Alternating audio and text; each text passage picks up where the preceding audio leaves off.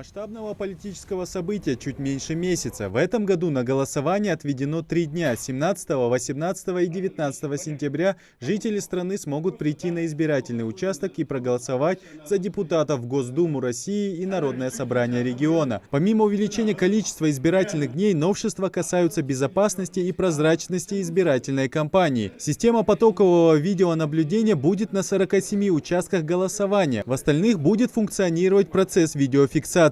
Большое внимание уделено антиковидным мерам. Все участки будут обеспечены средствами индивидуальной защиты.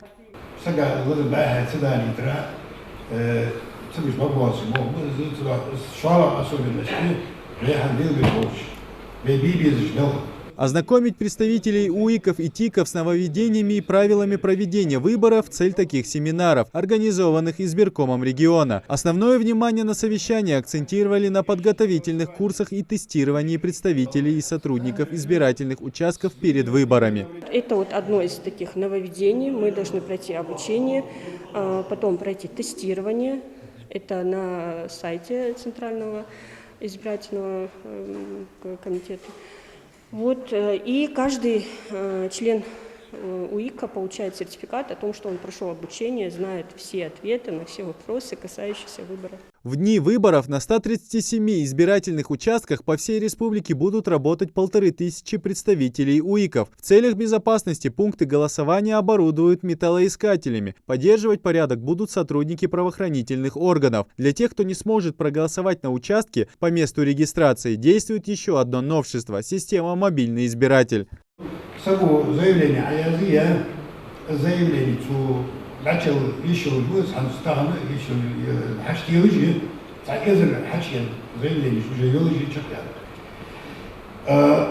МФЦ Вахая лишится, территориальная комиссия лишится заявления, хотя Ши Хугуамат и голосование Йолча.